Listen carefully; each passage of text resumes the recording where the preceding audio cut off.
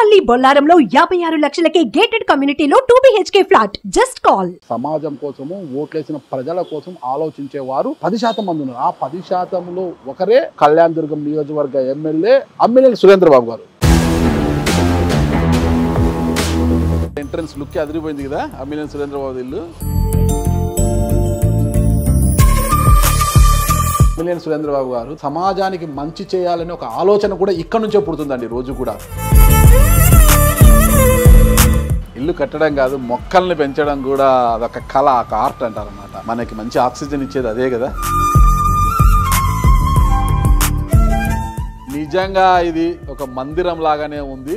పూజ కదా అనుకుంటారు ఎవరన్నా. ఇక్కడ చూడండి అన్నా, నమస్తే. నమస్తే అన్న. దైవభక్తి ఈ స్థాయికి వచ్చినా కూడా ఏమాత్రం తగ్గలేదన్నా? పుట్టుకతోనే వచ్చేసింది దైవం అనేది. మన ఇంట్లోనే కాదు,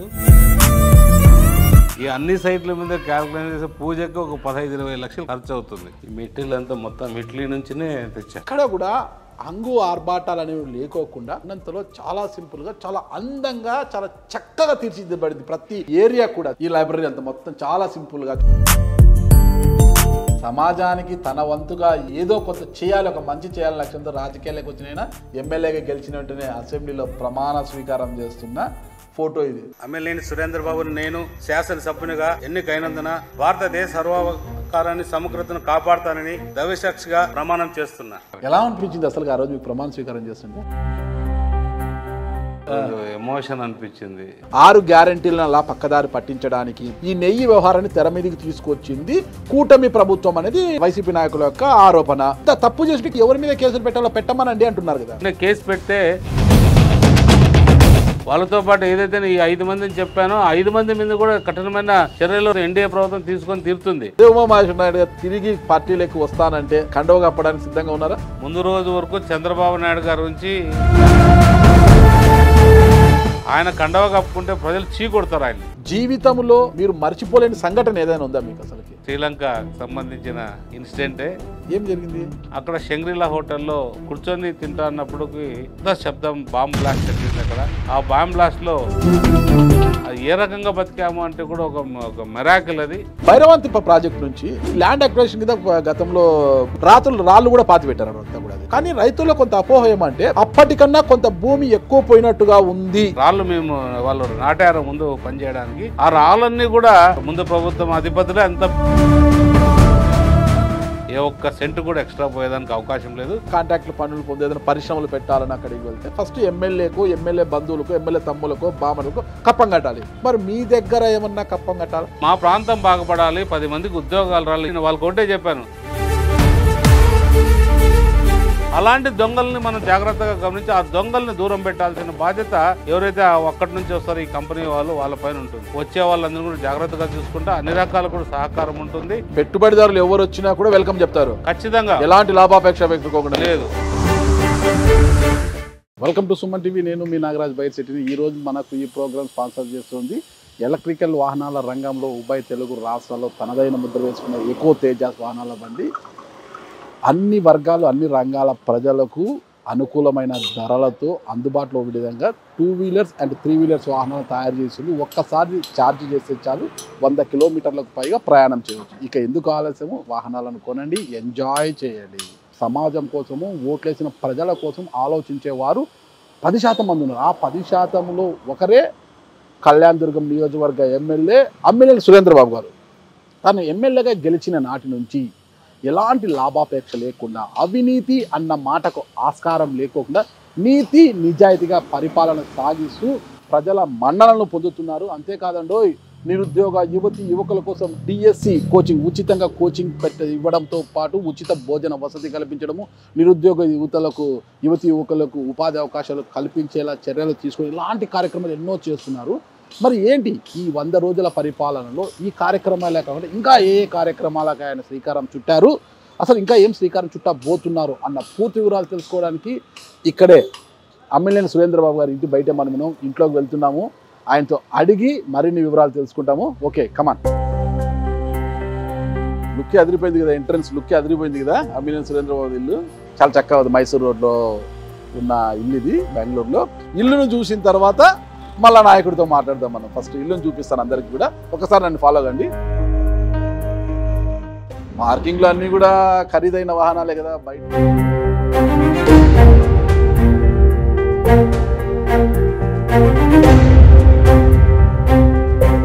కింద ఆఫీస్ రూమ్ ఉంది. ఆఫీస్ రూమ్ చూసిన తర్వాత పైకి వెళ్దాము. షూ వెళ్దాం, ఎందుకంటే కలియుగ దైవం ఏడుకొండల స్వామి ఉన్నారు. Okay, wow wow wow wow, మంచి సామ్రాణి పొగ వేశారు ఇప్పుడే. ఆలయంలోకి అంటే దేవాలయంలోకి అడుగు పెట్టినంత అనుభూతినిస్తుంది ఈ రూమ్లోకి అడుగు పెడితే. ఇందులోనే అంటే ఉదయము ఖచ్చితంగా అమ్మిలేని సురేంద్రబాబు గారు తెల్లవారుజాము 3:30 గంటలకు లేచి తన కాలకృత్యాలు తీర్చుకున్న తర్వాత స్నానమాచరించి దేవునికి నమస్కరించిన తర్వాత ఇక్కడ కూర్చొని తన రోజువారీ కార్యక్రమాల గురించి అందరితో మాట్లాడడం అంతా కూడా చేస్తుంటాడంటే సమాజానికి మంచి చేయాలని ఒక ఆలోచన కూడా ఇక్కడ నుంచే పుడుతుందండి. రోజు కూడా ఏదో ఒకటి చేయాలి, ఈ సమాజానికి ఏదో ఒకటి చేయాలి అనేది ఒక మంచి ఆలోచన కూడా ఈ గదిలో నుంచే రోజు పుడుతుందంటే అందరికీ నమ్మశక్యం లేదు కదా.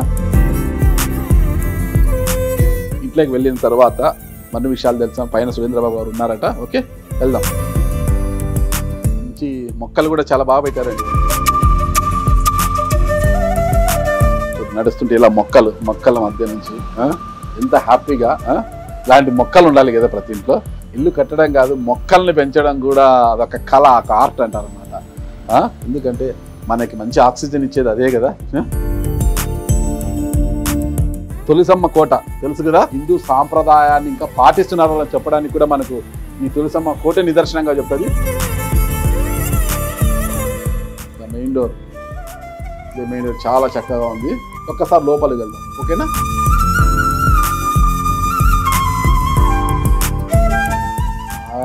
చూడండి, మళ్ళా అడుగు పెడితేనే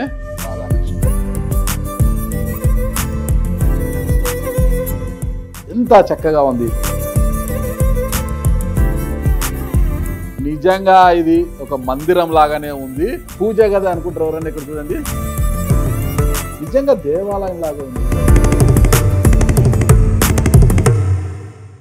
లిఫ్ట్, డైనింగ్ హాలు, కిచెన్ చూడండి ఎంత స్పేషియస్గా ఉంది. కిచెన్ ఏంటంటే ఆడవారికి చికాకు తెప్పించేది ఎక్కడ అంటే ఇంట్లో కిచెనే అనమాట. ఎందుకంటే కిచెన్ ఏదో చిన్నగా ఉంటే అక్కడ వాళ్ళు సర్దుబాటు చేసుకోలేక చాలా సీరియస్ అయిపోతుంటారు. కానీ కిచెన్ ఎప్పుడైతే అంత ప్లజెంట్గా ఉంటుందో ఆడవాళ్ళు కూడా చాలా ప్లజెంట్గా వంట చేస్తారు, చాలా రుచికరంగా కూడా వండుతారనమాట. రుచిలో తేడా వచ్చేదంతా కూడా ఆ కిచెన్లో వచ్చే గడబిడ వల్లనే మొత్తం కూడా తేడా వస్తుంది. ఇది ఎంత ప్లజెంట్గా ఉంది కాబట్టి ఇక్కడి వంటలు కూడా బాగా రుచిగానే ఉంటాయని అనుకుంటాం మనము. అన్న ఇక్కడే కూర్చున్నారు. అన్న నమస్తే. నమస్తే అన్న, బాగున్నారా? ఎంత సింపుల్గా ఎంత హ్యాపీ కూర్చున్నారు. ఎలా ఉన్నారు? బాగున్నా అన్న. నాకు ఎంత సంతోషంగా ఉందంటే మీ ఇంట్లోకి రాగానే ఎదురుగానే ఏడుకొండల స్వామి విగ్రహము, లోపలికి వెళ్తేనే ఒక పూజ గదిలోకి వెళ్ళినట్టుంది నాకు. మరీ పైకి ఎక్కాలిగా మీ ఇంట్లో తులసి కోట, తులసమ్మ చాలా పచ్చదనంగా ఉంది. లోపలికి రాగానే ఒక మందిరాన్ని, చక్కటి మందిరాన్ని, ఇంత దైవభక్తి ఈ స్థాయికి వచ్చినా కూడా ఏమాత్రం తగ్గలేదన్నా. పుట్టుకతోనే వచ్చేసింది దైవం అనేది. నేను ఇక్కడే కాదు, మన ఇంట్లోనే కాదు, మేము ప్రతిరోజు మా సైట్లలో ఎక్కడైతే ముందు వర్కులు జరిగే ప్రతి సైట్లో కూడా ఉదయం దీపం పెట్టి పూజ చేయడం అది ఒక ఆనవాయితీగా వచ్చింది. నాకు తెలిసి నెలకి ఈ అన్ని సైట్ల మీద క్యాల్కులేట్ చేసే పూజకి ఒక 15-20 లక్షలు ఖర్చు అవుతుంది. అన్ని మరి ప్రతిరోజు దానికి పూలు కావచ్చు, దీపం కావచ్చు, ధూప దీప నైవేద్యాల కోసము అన్ని పెడతా అంటారు. అంటే అన్ని సైట్లు దగ్గర ఒక 25 సైట్లు దాకా ఉంటాయి. అన్ని చోట్ల ఇదే పనే ఉంటుంది. చాలా చక్కగా ఉందండి. ఇల్లు చూడొచ్చండి ఒకసారి. ఖచ్చితంగా వెళ్దామా నడుచుకుంటా. ఇక్కడ చూడండి సీతారాం స్టెప్స్ కూడా చాలా ఫ్లాట్ గా, ఎవరైనా ఈజీగా అంటే మోకాలు నొప్పులు ఉండే వాళ్ళు కూడా ఈజీగా ఎక్కేలా వేయించారండి. అసలుకి చాలా బాగున్నాయి అనమాట. మెటీరియల్ అంతా మొత్తం ఇటలీ నుంచినే తెచ్చా. ఇటలీ నుంచా? మొత్తం మార్బులేనా? మొత్తం మార్బులే. చాలా బాగుంది. ఇది నా బెడ్రూమ్. ఇదా ఒకసారి చూడొచ్చా? లక్షణంగా బెడ్రూమ్ చాలా విశాలంగా. ఈ ఆలోచన అంతా మీదేనా? నాది ప్లస్ ఆర్కిటెక్ట్స్ మా అల్లుడు ఉన్నాడు. ఓకే, నవీన్ అంటే మన అవినాష్ వాళ్ళ brother, is the main person. Okay, చిన్నల్లుడు. పెద్దల్లుడు రాజకీయంగా మామకు సపోర్ట్ వర్కుల్లో కావచ్చు, చిన్నల్లుడు ఇలా అల్లుళ్ళు బాగుంటారు మీకైతే. ఇది ఈ సెక్షన్ మాత్రం నాకు చాలా ఫేవరెట్ అండి. ఎందుకంటే నేను దీనికి ఫ్యాన్ అనమాట.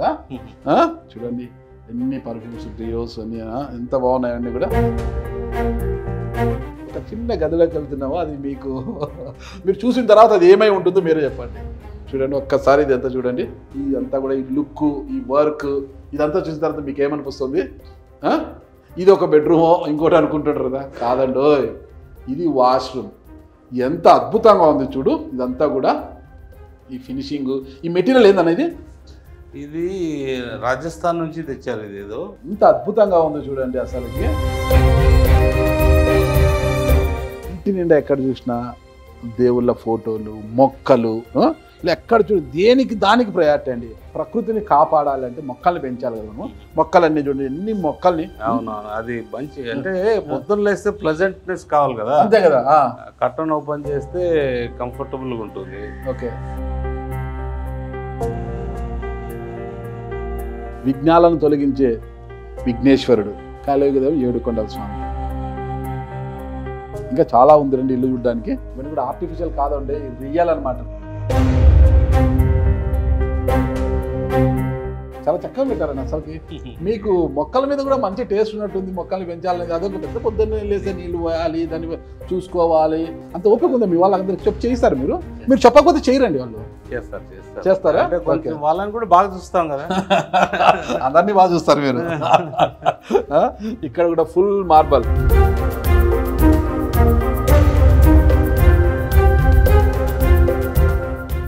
ఇది బెడ్రూమ్ వల్ల, ఇది కొడుకుది బెడ్రూమ్. ఓ కుమారుడి బెడ్రూమ్ చాలా అద్భుతంగా ఉంది. మరి చిన్న చిన్న బొమ్మలు ఉన్నాయి. కొడుకు కదా వాడికి, కొడుకు. ఓ మనవడిదా? మనవడిది. ఓకే, మనవడిది, కొడుకుది కాదండి, మనవడిది. చూడండి కిడ్స్ అవన్నీ కూడా ఉన్నాయి కదా. చాలా అద్భుతంగా ఉంది. ఈ బెడ్రూమ్ కూడా విశాలంగా చాలా ప్లజెంట్గా ఉంది. మళ్ళా ఇక్కడ ఇది ఓపెన్ చేస్తే ఇది ఒక బాల్కనీ. మళ్ళా ఈ బాల్కనీలో కూడా మొత్తం కూడా క్రోటన్స్ అన్నీ ఉన్నాయి కదా, అన్ని మొక్కలన్నీ కూడా పూల మొక్కలు, క్రోటన్స్ అన్నీ కూడా చాలా చక్కగా ఉంది. ఇక్కడ మంచి ఉయ్యాల కూడా ఉంది. ఒకసారి కూర్చోవచ్చా మనము? లక్షణంగా కూర్చోండా? అంటే ఏదన్నా ఇది ఉన్నప్పుడు అలా కూర్చొని అలా ఊగుతుంటే మనసు చాలా ఆహ్లాదకరంగా, చాలా ఉల్లాసంగా ఉంటుంది కదా. అందుకే ఇంట్లో ప్రతి ఒక్కరింట్లో ఉయ్యాలు పెట్టుకోవడానికి కూడా ఇష్టపడుతుంటారు. ఇక్కడ కూడా హంగు ఆర్భాటాలు అనేవి లేకోకుండా చాలా సింపుల్గా ఉన్నంతలో చాలా సింపుల్గా, చాలా అందంగా, చాలా చక్కగా తీర్చిదిద్దబడింది ప్రతి గది, ప్రతి ఏరియా కూడా. చూడండి ఇది కూడా చూడండి, ఎక్కడ సింపుల్గా, చాలా సింపుల్గా. ఈ లైబ్రరీ అంతా మొత్తం చాలా సింపుల్గా చూడండి. ఇదంతా కూడా ఇది ఒక బెడ్రూమ్. అలా పైన ఉందన్న ఫ్లోర్ ఇంకోటి మా రిక్రియేషన్ రూమ్ పైన. ఓకే, ఒక్కసారి వెళ్ళి చూద్దామా? సమాజం తనకి ఎంతో ఇచ్చింది, తిరిగి ఎంతో కొంత సమాజానికి ఇవ్వాలి అని అనుకున్నారని చెప్పాను. అది ఇదే అన్నమాట. సమాజానికి తన వంతుగా ఏదో కొంత చేయాలి, ఒక మంచి చేయాలని లక్ష్యంతో రాజకీయాలకు వచ్చిన ఎమ్మెల్యేగా గెలిచిన వెంటనే అసెంబ్లీలో ప్రమాణ స్వీకారం చేస్తున్న ఫోటో ఇది. ఎలా అనిపించింది అసలు ఆ రోజు మీకు ప్రమాణ స్వీకారం చేస్తుంది? చాలా అంటే ఆ రోజు నుంచి బాధ్యతలు పెరిగిపోయాయి. అవునా? అయ్యో చాలా అనిపించింది, ఎమోషన్ అనిపించింది. సో మనం ప్రజల కోసం పాటుపడాలి. ఖచ్చితంగా. స్టెప్స్ మాత్రము ప్రతి ఫ్లోర్ లో చాలా అద్భుతంగా ఉంది. ఎన్ని నెలలు పట్టిందండి స్టెప్స్ కు? మాత్రమే ఇంత చక్కగా 6 నెలలు పట్టింది. 6 నెలలు స్టెప్స్ కు మాత్రమే. ఇల్లు కట్టచ్చండి, 6 నెలల్లో ఒక ఇల్లు కట్టచ్చండి. 6 months పట్టిందంటే వాళ్ళ పనితనం చూడండి. అంతే ఎంత నిదానంగా, ఎంత ఓపికగా చేసి ఉంటారనేది. ఎక్కడ కూడా హరే బరి కాకోకుండా, ఏదో వేషాములే అని కాకోకుండా చాలా చక్కగా వేశారు. ఇప్పుడు ఒక గదిలోకి వెళ్తున్నాము. ఆ గదిలోకి వెళ్ళి కూర్చున్న తర్వాత అది ఏదో నేను చెప్తాను. ఎందుకంటే ఎంత చక్కగా అంటే అంత చక్కగా ఉంది, చాలా అద్భుతంగా ఉంది. అది ఇప్పుడు అర్థమైంది అనుకుంటే ఇదేందో వినోదాలను పంచే ఇదే హోమ్ థియేటర్. చూడండి ఎంత అద్భుతంగా ఉంది.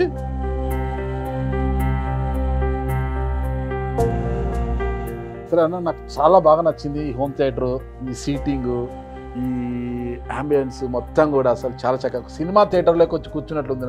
నాకు ఏదో ఒక వీడియో చూపించాలి, ఎలా ఉంది మొత్తం సిస్టమ్ ఎలా ఉంది అని చూడాలి. వినిపిస్తారా? మా నాయకుడిదే వినిపిస్తాను ఒకసారి. మీ నాయకుడు చంద్రబాబు గారు? చంద్రబాబు నాయుడు. ఓకే, చూద్దాము హ్యాపీగా హోమ్ థియేటర్లో. ప్రజల తిరుగుబాటు ప్రజలు గాని కన్నెర్ర చేసి మీ ఊర్లోనే నీకు పుట్టుగతులు ఉండవు. ఈ విషయం మీరు గుర్తుపెట్టుకోండి. తెలుగుదేశం పార్టీ లేకుండా చేస్తారంట. నిన్ను పుట్టించిన దేవుడు వల్ల కూడా కాదు. కబద్దా జాగ్రత్తగా ఉండమని హెచ్చరిస్తున్నా. చాలా అద్భుతంగా ఉందన్న అసలుకి. ఒక సినిమా థియేటర్లో నేను హైదరాబాద్ కాంప్లెక్స్లో వెళ్ళి చూస్తుంటాం కదా, అంత అనుభూతినిస్తుంది నాకు ఇక్కడ కూర్చోండి. సినిమా థియేటర్ నుంచి బయటకు వచ్చిన తర్వాత అలాగా రిలాక్స్ కావాలి. ఎలా రిలాక్స్ కావాలి అంటే ఇక్కడ కూర్చుంటే ఆ రిలాక్స్ వస్తుంది అన్నమాట. కానీ ఇక్కడ చూడొచ్చు మనము కింద నుంచి పై వరకు చూస్తే ఎక్కడ చూసినా డైమండ్ షేప్ కనిపిస్తుంది. మొత్తం ఇదంతా వుడ్ అంతా మొత్తం టేకే చూడండి, మొత్తం టేక్తో వర్క్ చేశారు. ఇదంతా కూడా మొత్తం డైమండ్ షేప్ కనిపిస్తుంది మనకంతా కూడా. కింద నుంచి పై వరకు లైటింగ్ అంతా కూడా మొత్తం టేకుతో. ఎంతకాలం పట్టిందన్న ఈ టేక్తో ఇదంతా వర్క్ చేయడానికి? ఇది బాగా టైం తీసుకుంది, ఎందుకంటే ఇది లోడు, దీనికంతా క్యాలిక్యులేషన్ అంతా అంటే everything weight plus life long correct ఉండాలి, స్ట్రెంత్ పట్టుకోవాలి. మొత్తం టేకు, ఈ పాలిష్ ఇదంతా కూడా మంచి ఇంటీరియర్ డిజైన్ చాలా బాగుంది. ఇది ఒకటి చిన్న బెడ్రూమ్ అది. బా ఎంత హ్యాపీగా ఉంది కదండి. మనిషి ఒకవేళ ఇంత చికాకుతో వచ్చినా కూడా ఇంట్లో అలా తిరిగి ఈ గార్డెన్ లేకొచ్చి ఇలా వచ్చేసి ఈ బాల్కనీ లేకొచ్చేసి ఎంత విశాలంగా చూడండి. అలా ఫ్యామిలీతో అలా కూర్చొని ఈవినింగ్ టైమ్స్ ఏదన్నా ముచ్చట్లు చెప్పుకుంటూ వేడివేడిగా పకోడీలు కానీ ఏదన్నా తినుకుంటూ, లేదంటే చిన్న పెగ్గేసే వాళ్ళు అయితే అలా పెగ్గేసుకొని కూర్చుంటే ఎంత ప్రశాంతంగా ఉంది ఈ వాతావరణం. నిజంగా చాలా చక్కటి ఇల్లు కట్టారు. ఇల్లు అనడం కన్నా ఒక మంచి దేవాలయాన్ని, ఒక మంచి గార్డెన్ని ఇంటికే తీసుకొచ్చేసారు మీరు. ఇంట్లో ఒక దేవాలయాన్ని చూపించారు, ఇంట్లో ఒక మంచి గార్డెన్ కూడా చూపించారు నాకు. ఎందుకంటే ఎటు వెళ్ళినా ఏ ఫ్లోర్ వెళ్ళినా పచ్చటి మొక్కలతో కలకల్లాడుతుంది. అసలు మీరు మా గెస్ట్ హౌస్కి వెళ్ళినారు, అక్కడ కూడా మొక్కలు అక్కడ కూడా ఉంది, అక్కడ కూడా చూశాను. అక్కడ కూడా మొత్తం గ్రీనరీ. ఇల్లు పాత ఇల్లు, దాన్ని ఏమి డిస్టర్బ్ చేయకూడదని అట్లే పెట్టాం. ఓకే అది కూడా బాగుంది, అది కూడా చక్కగా ఉంది, చాలా చక్కగా. ఇది కదా చూశారు ఇంతసేపు మన కళ్యాణ దుర్గం నియోజకవర్గ ఎమ్మెల్యే సురేంద్రబాబు గారి ఇల్లు చూశారు కదా బెంగళూరులో, ఎంత చక్కగా ఉందో. ఒక చక్కటి దేవాలయాన్ని చూపించారు, ఇంట్లోనే ఒక చక్కటి వనాన్ని కూడా చూపించారు. ఒక పచ్చదనంతో కూడుకున్న ఒక మంచి వనాన్ని కూడా మనకు చూపించారు కదా. ఇప్పుడు అసలు సిసలైన కథ అంటే రాజకీయాలు. కూటమి ప్రభుత్వము అధికారంలోకి వచ్చిన తర్వాత 100 రోజుల పరిపాలన పూర్తయింది. మా మంచి ప్రభుత్వం అంటూ కార్యక్రమం కూడా చేసుకుంటున్నారు. ఓకే, ఆ కార్యక్రమాల గురించి ఇప్పుడు మనం సురేంద్రబాబు గారితో అడిగి తెలుసుకుంటాము. సురేంద్రబాబు గారు ఇంతవరకు ఇల్లు చూపించారు, చాలా చక్కగా ఉంది. అయితే ఇంటర్వ్యూ స్టార్ట్ చేసే ముందు మీకు నా తరపున, మా సుమన్ టీవీ యాజమాన్యం తరపున అడ్వాన్స్ కంగ్రాట్స్ తెలియజేస్తున్నాను. ఎందుకంటే సర్వీస్ ఓరియంటెడ్ మీద మీకు ఎక్సలెన్స్ అవార్డు యూకే గవర్నమెంట్ ఇస్తుంది.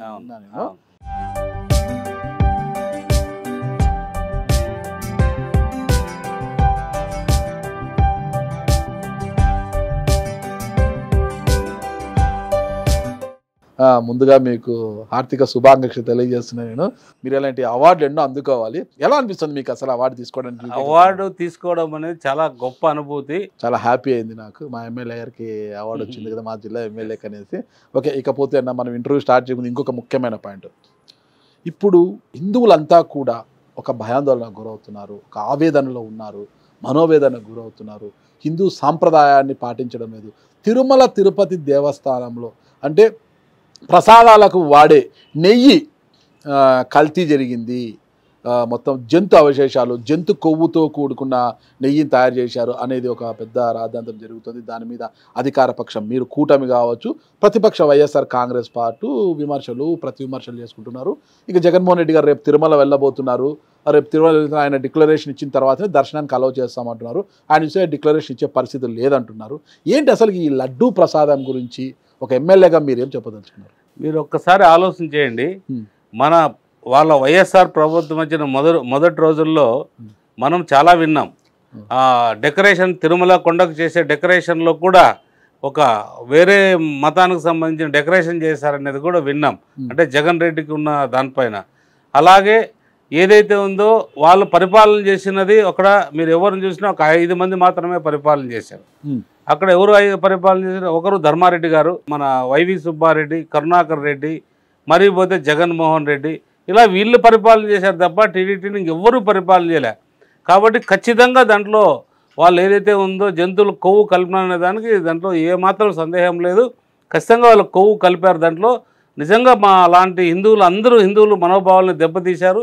నేను చాలా చోట్ల వింటున్నా, చాలా దుర్మార్గంగా ఇది చర్య తీసుకున్నారు, ఇది దుర్మార్గం కలిపారనేది కూడా అందరూ తెలియజేస్తున్నారు. చాలా బాధాకరం ఇది. ఇలాంటి వాళ్ళని మనం కఠినమైన శిక్ష విధించాల్సింది నా కోరిక. ఓకే, మీరు బాగా చెప్తున్నారు, కూటమి నాయకులంతా కూడా ఖండిస్తున్నారు దీన్ని. కానీ ఇంతవరకు ఎవరి మీద కేసులు బనాయించలేదు. ఇదంతా కూడా 6 గ్యారెంటీలు 6 గ్యారెంటీలు అమలు చేయలేక రాజ్యసభ సభ్యులను కొనుగోలు చేస్తున్నారు. ఇప్పుడు వైఎస్ఆర్సీపీ రాజ్యసభ సభ్యులను కొనుగోలు చేస్తున్నారు. అది పక్కదారి పట్టించడానికి, 6 గ్యారెంటీలను అలా పక్కదారి పట్టించడానికి, ఇతరత్ర అంశాలన్నింటినీ కూడా పక్కదారి పట్టించడానికి ఈ లడ్డూ వ్యవహారాన్ని, ఈ నెయ్యి వ్యవహారాన్ని తెర మీదకి తీసుకొచ్చింది కూటమి ప్రభుత్వం అనేది వైసీపీ నాయకుల యొక్క ఆరోపణ. ఇంత తప్పు చేసి కేసులు పెట్టమనండి, ఎవరి మీద కేసులు పెట్టాలో పెట్టమనండి అంటున్నారు కదా. కేసు పెడితే వాళ్ళు తప్పించుకునేదానికి ఎక్కువ అవకాశాలు ఉంటాయి. దానికి అన్ని మొత్తం ఒక నిర్ధారణ చేసి ఒక కొలిక్కి తీసుకొచ్చి ఆల్రెడీ నిర్ధారణ అయింది అది ఆ లడ్డూలో కొవ్వు పదార్థాలు కలిపారని. ఎక్కడ ఏమేమి సందర్భాల్లో కలిపారు, ఎలా కలిపారు అనే దాని మీదనే జరుగుతుంది. ఖచ్చితంగా వాళ్ళు ఎవరైతే మీరు అడుగుతున్నారో వాళ్ళపైన కేసులు కూడా పెడతారు. వాళ్ళు అంత ఈజీగా వదలరు. వాళ్ళతో పాటు ఏదైతే ఈ 5 మందిని చెప్పానో 5 మంది మీద కూడా కఠినమైన చర్యలు రాష్ట్ర ప్రభుత్వం, ఎన్డీఏ ప్రభుత్వం తీసుకొని తీరుతుంది. అది ఊరినే అట్లా వదిలేసి ఏదో చంద్రబాబు నాయుడు చాలా గొప్ప నాయకుడు. మీరు ఇంతవరకు కూడా ఏది కూడా అనవసరమైన ఆరోపణ ఎప్పుడు కూడా ఎవరి మీద చేయలేదు. అంటే అంత పెద్ద తిరుమల దేవస్థానం మీద, భక్తుల మనోభావాల మీద ఒక నాయకుడు, అంటే 74 ఏళ్ళ వయసులో ఉన్న ఒక నాయకుడు, గొప్ప నాయకుడు చెప్తున్నా అంటే అది నిజంగా అందరూ కూడా అది నమ్మాల్సిందే. ఆయన ఎప్పుడు కూడా అవసరం లేదు ఒక దేవుని పైన అబద్ధాలు చేసి రాజకీయం చేయాల్సిన అవసరం చంద్రబాబు నాయుడు కానీ ఎన్డీఏ కుటుంబం కానీ అసలు లేదనేది నా అభిప్రాయం. జగన్మోహన్ రెడ్డి గారు తిరుమలకు వస్తే ఖచ్చితంగా డిక్లరేషన్ ఇవ్వాలి అని అంత పట్టుబడుతున్నారు, ఎందుకంటారు? అది మన చట్టంలో ఉంది కదా, హిందూ కొత్తగా రావడం లేదు కదా. ఆయన చాలా సార్లు వచ్చారు తిరుమలకి, ఇప్పుడు వచ్చి మళ్ళీ డిక్లరేషన్ ఇవ్వడం వల్ల వచ్చే లాభం ఏంటి అసలు? అవును, గత ప్రభుత్వం 5 ఏళ్ళు ఆయనే పరిపాలన, ఆయన మీరే చూశారు, చీకటి రాజ్యాన్ని పరిపాలన చేశాడు. ఎవరు మాట్లాడడానికి లేదు, వాళ్ళ ఎమ్మెల్యేలు మాట్లాడడానికి లేదు. అందుకోసమే ప్రజలు ఆ తీర్పు ఇచ్చారు. ఇప్పుడు అంటే ఆ తీర్పు అనేది చిన్న తీర్పు కాదు. మొత్తం అంటే 164 స్థానాలు ఎన్డీఏ కూటమికి వచ్చాయి, వాళ్ళకి 11 స్థానాలకు పరిమితం చేశారంటే పూర్తిగా చీకటి పరిపాలన, పూర్తిగా కొంతమంది చేతుల్లోనే ఈ ప్రభుత్వం నడిచింది. సరే, అదంతా చీకటి పరిపాలన. ఇప్పుడు వెలుగులు నింపడానికి మీరు వచ్చారు. ఎలా ఉంది 100 రోజుల పాలన? మా మంచి ప్రభుత్వం అనేసి కార్యక్రమాలు చేసుకుంటున్నారు, అన్న క్యాంటీన్లు ఓపెన్ చేస్తున్నారు. మరి 100 రోజుల పరిపాలన గురించి ఎలా ఉంది? ప్రభుత్వం తీసుకున్న నిర్ణయాలు అవి కాకోకుండా అమలు చేసే సంక్షేమ పథకాలు, ఈ 100 రోజుల పరిపాలన ఎమ్మెల్యేలు సురేంద్రబాబు గారు కళ్యాణదుర్గం నియోజకవర్గం కోసం ఏం చేశారు? కళ్యాణదుర్గం ప్రాంత ప్రజలందరి దగ్గర కూడా నేను ప్రతి చోటుకి వెళ్ళడం జరిగింది. ప్రజల సమస్యలు తెలుసుకున్నా, ఎక్కడ వాళ్ళ నుంచి ఇబ్బందులు ఉన్నా ఏ విధంగా మనం పరిష్కారం చేయాలని దాని మీద బాగా ఆలోచన చేశాం. ఈ ఏదైతే ఉందో ఫస్ట్ డిఎస్సికి సంబంధించి మనం ఉచిత కోచింగ్ సెంటర్ పెట్టాలి. వాళ్ళందరూ కూడా ముఖ్యంగా కళ్యాణదుర్గం ప్రాంతంలో చాలామంది నిరుద్యోగులు ఉంటారు. Rural area, Karnataka border. వాళ్ళు వేరే చోటుకు పోయి చదువుకోవాలంటే కూడా ఆర్థిక పరిస్థితులు వాళ్ళకి అనుకూలించవు. ఒక్కొక్క వ్యక్తికి చదువుకోవాలన్నా కూడా డిఎస్సికి సంబంధించి ఒక 70,000 నుంచి 1,00,000 రూపాయల దాకా ఖర్చు అవుతుంది. సరే, ఎందుకు మనం పెట్టకూడదు అని చెప్పి ఒక నోటిఫికేషన్ మాదిరి అనౌన్స్ చేశాను. అసలు నాకే ఆశ్చర్యమైంది. 1300-1400 మంది అప్లికేషన్ ఇచ్చారు. 1150, 1200 మంది జాయిన్ అయిపోయారు. అసలు కిట్టకిట్టలాడేటట్టు జాయిన్ అయిపోయినారు ఆ పెద్ద హాల్లో. దానికి వాళ్ళకి అన్ని ఫెసిలిటీస్ చేసి, అరే నేను మంచి పని చేస్తా, భోజనం కూడా పెట్టారట కదా. భోజనం కూడా. ఆలోచన ఎందుకు వచ్చింది మీకు అసలు? అది అంటే వాళ్ళందరూ కూడా పిల్లల్ని ఎత్తుకొని వచ్చి అక్కడికి వస్తున్నారు. వాళ్ళు అక్కడ పిల్లల్ని చూసుకోవడానికి ఇబ్బందికరంగా, లేదా వాళ్ళ ఇంటికి పోయి అంత 1100 మంది ఒకేసారి కళ్యాణదుర్గం పట్టణంలో వెళ్తే ఏ హోటళ్ళు వాళ్ళకి అనుకూలంగా? హోటళ్ళ పక్కన అసలు డిఎస్సికి సంబంధించి నిరుద్యోగ యువకులకు ఒక coaching centre, free coaching centre పెట్టాలన్న ఆలోచన మీకు ఎందుకు వచ్చింది? ఎప్పుడు నాకు తెలిసి ఏ ఎమ్మెల్యే కూడా రాలేదు ఇది అనంతపురం జిల్లా రాజకీయ చరిత్రలో. నాకైతే ఏదైతే డిఎస్సి మీద ప్రత్యేకమైన శ్రద్ధ చంద్రబాబు నాయుడు గారు తీసుకున్నారు, ఆయన మొదటి సంతకం చేశారు. ఆ పోస్టులు 16,000 పోస్టులు, 17,000 పోస్టులు ఉన్నాయి. మన జిల్లాకు కొన్ని పోస్టులు కేటాయించారు. ఆ పోస్టుల్లో కనీసం నేను ఎలక్షన్ క్యాంపెయిన్ లేకపోయినాడు, మాకు ఇన్ని రోజుల నుంచి డిఎస్సి రాలేదు, మాకు ఆర్థిక సంస్థలు లేవు, చాలా ఇబ్బందులు ఉన్నాం, చాలామంది నిజంగా మహిళలు ముఖ్యంగా పెళ్ళైన వాళ్ళు ఉన్నారు దాంట్లో కూడా, మాకు కావాలని చెప్తే ఆ సందర్భం నాకు గుర్తొచ్చింది. అరే మనం ఖచ్చితంగా ఉచిత కోచింగ్ సెంటర్ ఎందుకు పెట్టకూడదు? మంచి ఫ్యాకల్టీని కూడా తీసుకొచ్చి అన్ని రకాలుగా ఫ్యాకల్టీ ప్రతి ఒక్కరికి ఉపయోగపడేది తెచ్చి పెడదామనే దాని మీద ఆ ఫ్యాకల్టీ కూడా అద్భుతమైన ఫ్యాకల్టీ, వాళ్ళకు కూడా మంచి ఫ్యాకల్టీ తెచ్చి వాళ్ళకు కూడా మంచి పేమెంట్ కూడా మంచిగా ఇచ్చి ప్రజలందరూ కూడా అంటే ఎవరైతే డిఎస్సి కోచింగ్ తీసుకునే విద్యార్థులందరూ కూడా ఉపయోగపడేటట్టు చేసాం. వాళ్ళలో ఉన్న మనోధైర్యాన్ని కూడా నింపాం వాళ్ళందరికీ కూడా. ఓకే, వాళ్ళ పడే ఆనందాన్ని కళ్ళారా చూశాను. నేను అంటే ఇంత గొప్ప పని చేయడం చాలా మంచిదే అనిపించింది నాకు. ఇంతమంది నేను చూశాను అసలుకి ఆదాయం అని పరిగెత్తుతున్నారు, డబ్బు డబ్బు డబ్బు అనేసి.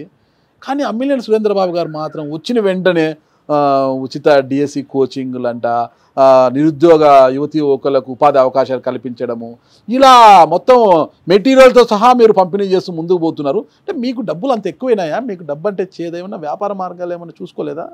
నేను ప్రజలకు సేవ చేయడానికి వచ్చాను, ప్రజలతో ఉండడానికే నేను అక్కడికి వచ్చాను. ప్రజలు ఎన్నుకుంటే మనం ఏదైతే ఈ రాజ్యాంగంలో ప్రజల కోసం పనిచేస్తేనే మనం కరెక్ట్గా వాళ్ళకి ఏదైతే చేయగలుగుతామో అది పోతామనే ఉద్దేశంతోనే ఈ రాజకీయాల్లోకి వచ్చాను. నేను వ్యాపారం చేసి సంపాదించాలంటే నా వ్యవస్థ ఉంది, అది సపరేట్. నేను ఆ రకంగా సంపాదిస్తాను కానీ ప్రజల మధ్యలో ఉండి ప్రజలకు సేవ చేయడానికి వచ్చాను. కానీ ఇంకో రకంగా ఇక్కడ ప్రజల్ని ఇబ్బంది పెట్టి సంపాదించే ఆలోచన ఇప్పుడే కాదు, ఎప్పటికీ రాదు, రాబోదు కూడా. అది చాలా మంది కూడా మీరు అంటున్న అంతమంది ప్రజలకు సేవ చేయడానికి వస్తారు, సేవ చేయడం పక్కన పెట్టి గెలిచిన తర్వాత సేవ్ చేయడం స్టార్ట్ చేస్తున్నారు. నాకు ఒకరి గురించి తెలీదు. ఓకే, నేనైతే ప్రజలకు సేవ చేస్తాను. ఏది చిన్న పొరపాటు జరిగినా కూడా నా మనసు కూడా ఒప్పుకోదు. తెలియకోకుండా ఏదైనా తప్పు జరిగినా కూడా నేను ప్రజలకు కూడా ఎక్స్ప్లెనేషన్ ఇచ్చేదానికి కూడా సిద్ధంగా ఉంటాను ఎప్పటికప్పుడు. ఇప్పుడు మీరు రాజకీయాలకు వచ్చారు, అదే మీ వృత్తిలో మీరు దృష్టి పెట్టి ముందుకు పోతేగిన 100 కోట్లు 200 కోట్లు సంవత్సరానికి సంపాదించవచ్చు. కానీ ఇక్కడ మీరు ఎక్కువ సమయం కేటాయించడం వల్ల లాస్ కావడం లేదు మీకేమి? నాకు లాస్ అనే దానికన్నా ప్రజలకు నేను సేవ్ చేస్తాననే సంతృప్తి ఎక్కువ ఉంది. ఓకే ఓకే, పూర్తిగా వ్యవస్థను ఎట్లా ఏ విధంగా దాన్ని రూట్లోకి తెచ్చుకోవాలనే వ్యవస్థ వేరు, కానీ నేను సంతృప్తి పడతాన్న వ్యవస్థ ఇక్కడ వేరు. ఇక్కడ ప్రజల కోసం మనం ఉన్నాం కాబట్టి, ప్రజల కోసమే వచ్చాం కాబట్టి ఈ కర్తవ్యం నేను పూర్తి చేయగలిగితే నాకు అంతకన్నా సంతృప్తి ఇంకేం లేదు. మీరు అన్నారు గతంలో ఎన్నికలకు ముందు నేను గెలిస్తే జూనియర్ కాలేజ్ తీసుకొస్తాను, డిగ్రీ కాలేజ్ నిర్మాణానికి చేస్తాను, ఆసుపత్రి అభివృద్ధికి నేను సహకరిస్తాను, డంపింగ్ యార్డ్ ఏర్పాటుకి అన్నాను. అవన్నీ ఎంతవరకు వచ్చాయంటారు? ఆ ప్రక్రియ అంతా కూడా ఎంతవరకు వచ్చిందంటారు? జూనియర్ కాలేజ్ వరకు మనం ఆల్రెడీ నేను ఆ ప్రక్రియ స్టార్ట్ చేశాను. మన ముఖ్యమంత్రి గారు కలిసి కూడా జూనియర్ కాలేజ్ అడిగాను. అది కూడా త్వరలో కొంత నిధులు తెలుసు కదా, మన రాష్ట్రాన్ని ముందున్న ముఖ్యమంత్రి దివాళా దయచిపోయారు. సో ఇంకా అంతా వాళ్ళు సర్దుతున్నారు, ఎక్కడెక్కడ ఏమేమి తప్పులు జరిగాయి, ఏం జరిగాయి దాంట్లో ఉన్నారు. అది అయిన తర్వాత నేను అడిగిన దాన్ని ఖచ్చితంగా చేస్తానని చెప్పాడు. జూనియర్ కాలేజ్ ఖచ్చితంగా తీసుకొని వస్తానా. ఏదైతే మీరు అడుగుతున్నారో డంప్ యార్డ్ గురించి వచ్చారు, ఆ డంప్ యార్డ్ అనేది నిజంగా 30 ఏండ్ల సర్వీస్లో కళ్యాణదుర్గం పట్టణంలో అసలు ప్రజలకు తీవ్రమైన ఇబ్బందుల్లో ఉన్నారు. వాళ్ళందరూ కూడా ఇండ్లు చుట్టూ ఉన్నాయి, నడి ఒడ్డునుంది. అంటే మాజీ మంత్రి ఉషశ్రీ చరణ్ కూతవేటు దూరంలో ఉన్న డంప్ యార్డ్ అది నేను ఎన్నికల్లో రోజు చూస్తూ పోయేవాడిని. ఎన్నికల్లో నాకు హామీ అది ఇవ్వకపోయినా నా మనసులో పడిపోయింది, అరే ప్రజలకి ఎంత తీవ్రమైన ఇబ్బందుల్లో ఉన్నారే, దుర్వాసన వస్తుంది. అంటే అంత మంట పెడితే ఇళ్లలో పొగ వస్తే ఆ పొగ ఇళ్లలో పిల్లలు దాంట్లో చేరి చాలా ఇబ్బందికరంగా ఉన్నారు. దీన్ని ఏదో రకంగా దీన్ని తొలగించాలని నా మనసులో ఆ రోజు అనుకున్నా. ఎన్నికైన తర్వాత మున్సిపల్ కమిషనర్ వచ్చిన తర్వాత ముందు 2 నెలలు వేరే కమిషనర్ ఆయన ఉందామా పోదామా అన్నట్టు ఉన్నాడు. ఆయన వెళ్ళిపోయిన తర్వాత వరకు మనం కూడా ఏం పని చేయలేని పరిస్థితిలో ఉన్నాం. ఆయన వెళ్ళిపోయిన తర్వాత ఈ కమిషనర్ పిలిచి చెప్పాను, ఈ డంప్ యార్డ్ని అయితే ఏదో రకంగా మనం క్లీన్ చేయాలి. ఎన్ని రోజులు నీకు సమయం కావాలి, ఏం కావాలి? సార్ నాకు ఈ మిషనరీ కావాలి, నాకు సమయం 2 నెలలు ఇస్తే మిషనరీ వచ్చిన తర్వాత నేను మొత్తం ప్లేన్ ల్యాండ్ చేసి ఇస్తాను అన్నాడు. వెళ్ళండి, ముందుకు వెళ్ళండి, దాని గురించి ఏ ఆలోచన లేదు, నేను అన్నీ ఏర్పాటు చేస్తానని చెప్పి ఏర్పాటు చేశాను. వర్క్ కూడా 3 రోజుల క్రితం స్టార్ట్ అయింది, చాలా అద్భుతంగా జరుగుతుంది.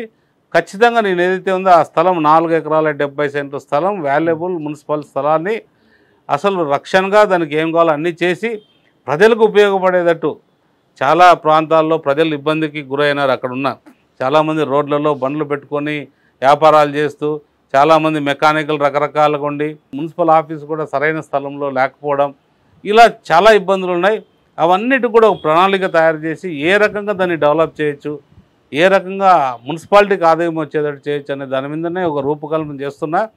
ఖచ్చితంగా అందరినీ కూడా కూర్చోబెట్టి అందరినీ అధికారులని అలాగే మా పార్టీ ప్రజలు పట్టణ ప్రజలు అందరినీ కూర్చోబెట్టి ఏం చేస్తే బాగుంటుందని ఒక ప్రణాళిక తయారు చేసి ఆ రకంగా చేస్తాను దాన్ని కూడా. జబ్బు చేసే ఆర్డిటి ఆసుపత్రి చెప్తే ప్రభుత్వ ఆసుపత్రి పెద్దగా దవాఖానా పెద్దగా పనిచేయడం లేదు అక్కడ.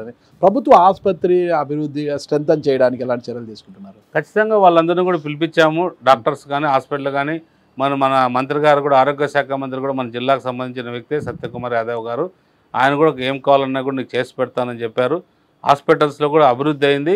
ముందు మనకి ఇంజెక్షన్ ఉండేది కాదు, అంటే ఏదైనా హార్ట్ అటాక్ వస్తే ఇమీడియట్ రిలీఫ్కి మన దగ్గర ఎక్కడ కూడా ఉండేది కాదు, చాలా కాస్ట్లీ ఇంజెక్షన్. ఇప్పుడు అవన్నీ కూడా అందుబాటులో ఉన్నాయి కళ్యాణదుర్గం హాస్పిటల్లో. ఇంకా కూడా మెరుగైన వైద్యము రకరకాల కూడా ఏ సహకారం కావాలన్నా ఏ విధంగా కావాలన్నా గవర్నమెంట్ నుంచి సహకారం తీసుకొని అభివృద్ధి చేస్తా. చాలామంది పేషెంట్లు మీరు కూడా లాస్ట్ టైం నీకు చెప్పాను, అక్కడ చాలామంది క్యాన్సరు, లివరు, కిడ్నీ రకరకాలుగా పేషెంట్లు చాలామంది ఉంటారు. వందల మంది అసలు ఒకే రోజు మొన్న 4 రోజుల క్రితం 6 మంది వచ్చారు క్యాన్సర్తో సంబంధించి.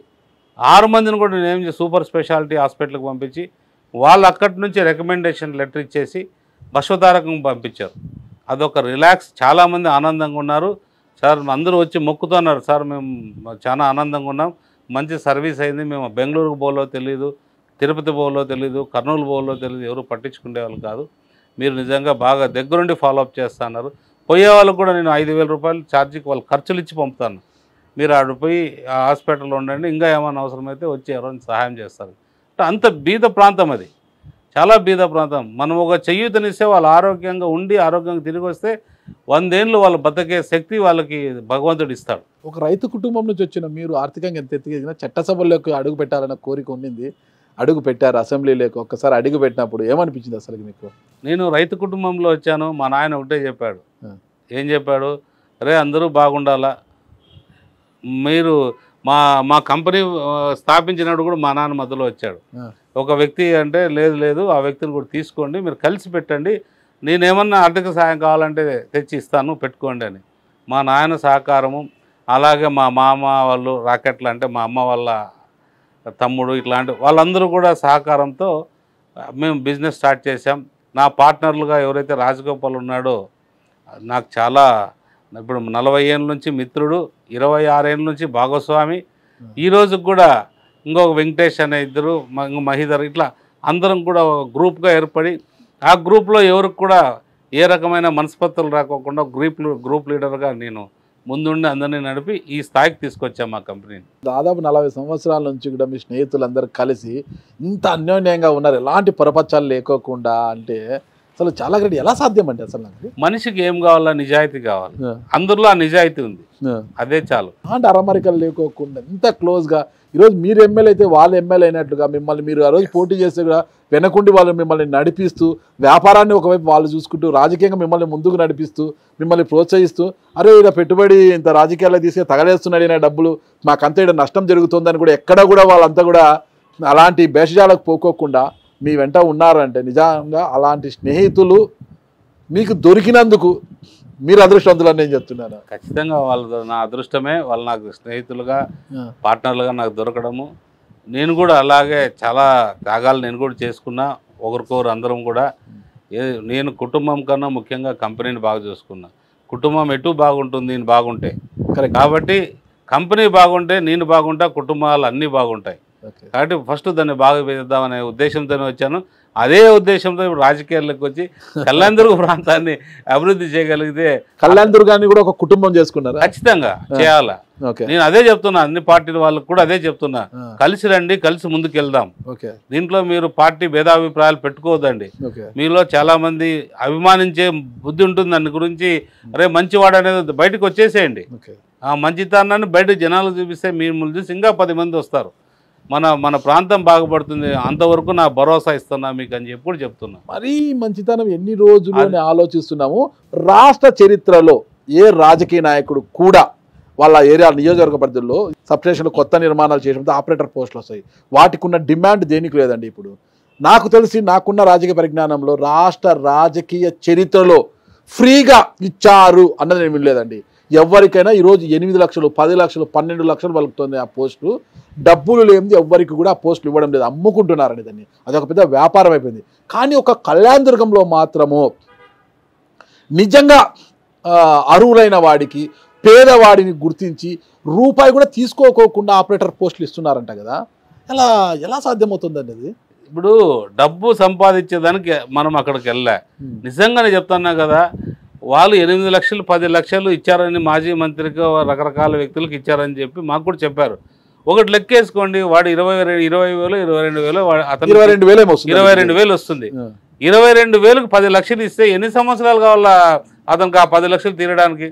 అంటే మనం వాడి జీవితాన్ని నాశనం చేయడానికే 10 లక్షలు తీసుకోవాలి తప్ప వాడిని బాగు చేయడానికి ఆ ఉద్యోగం ఇవ్వాల్సిన అవసరం లేదు. కాబట్టి నేను ఒకటే అనుకున్నా, నేను తీసుకోవడం కాదు, అసలు అధికారులు కూడా ఎవరైతే నేను పంపించి మీరు చేర్చుకోండి పలానా వ్యక్తిని అంటే వాళ్ళు కూడా ₹1 తీసుకోకుండా చేర్చుకోవాలి. చాలా ఒక అధికారులు కడుపు కొడుతున్నారు మీరు.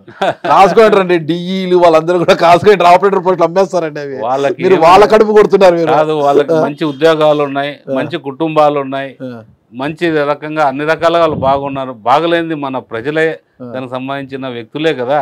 వాళ్ళని బాగు చేయాలి కదా. వాళ్ళని ఎప్పుడు ఇబ్బంది పెట్టాలనేది కాదు. వాళ్ళకి గవర్నమెంట్ జీతం ఇస్తుంది వాళ్ళు పని చేసుకోవడానికి. వచ్చి రాగానే డిఎస్ ఉచిత కోచింగ్ సెంటర్ పెట్టారు. ఎవరు ఎవరు అధికారంలో ఉన్నా కూడా కళ్యాణదుర్గం పట్టణంలోని ఈ డ్రైనేజ్ వ్యవస్థను పట్టించుకున్న పాపాను పోలేదు. ఫస్ట్ మీరు దాన్ని చేసుకుని దాన్ని ప్రక్షాళన చేస్తున్నారు. అన్ని విషయాల్లో చొరవ తీసుకుని అవినీతి అనే మాటకు ఆస్కారం లేకుండా చేస్తున్నారు. ఇంత చేసినా ఎక్కడో క్యాడర్లో కొంత అసంతృప్తి ఉంది అని వినపడ్డాను. ఏంటంటే గతంలో ఉన్న బీసీ గోవిందప్ప కావచ్చు, శారదమ్మ కావచ్చు, ఉన్న హనుమంతరాయ చౌదరి కావచ్చు, వీళ్ళతో కలిసినంత స్వేచ్ఛగా సురేంద్రబాబు గారిని మేము కలవలేకపోతున్నాము అని ఎక్కడో కాసింత అసంతృప్తి ఉంది అని విన్నాను. ఎందుకంటారు? అది ఉందంటారా? అది పూర్తి అబద్ధం. ఓకే, ప్రజలందరూ కూడా స్వచ్ఛందంగా వస్తున్నారు, స్వచ్ఛందంగా డైరెక్ట్గా వస్తున్నారు. నాయకులు ఉన్నా లేకపోయినా ప్రజలు వస్తున్నారు, నాయకులు కార్యకర్తలు అందరూ కూడా వస్తున్నారు. వాళ్ళ కోసం ఎప్పుడు తలుపులు తెరిసే ఉంటాయి, ఎప్పుడు కూడా నేను వాళ్ళకి అందుబాటులో ఉంటా. అన్ని అసంతృప్తి కాదు అది. అది ఇంకో అంటే కొంత ఒక వ్యక్తులు ఏండ్ల తరబడి వాళ్ళని చూశారు, ఇప్పుడు నన్ను చూస్తున్నారు, నన్ను ఇంకా 6 నెలల నుంచే చూస్తున్నారు కదా. 6 నెలలు కూడా కాలేదు, 6 నెలలు కూడా కాలేదు. అంటే ఎన్నికల్లో 3 నెలలు, తర్వాత 3 నెలలు అనుకుంటే కూడా 6 నెలలు అవుతుంది. నన్ను చూస్తూ ఉన్నారు. ఇప్పుడు నన్ను ఇంకా వాళ్ళు గుర్తించేదానికి, కొంతమంది ఎవరైనా గుర్తించేదానికి కొంత సమయం పడుతుంది. కాబట్టి ఎవరు కూడా నా మీద వ్యతిరేకత అనేది ఉండదు. కొంత నాయకుల్లో ఏదైనా ఉందనుకునే దానికి కూడా అవకాశం లేదు.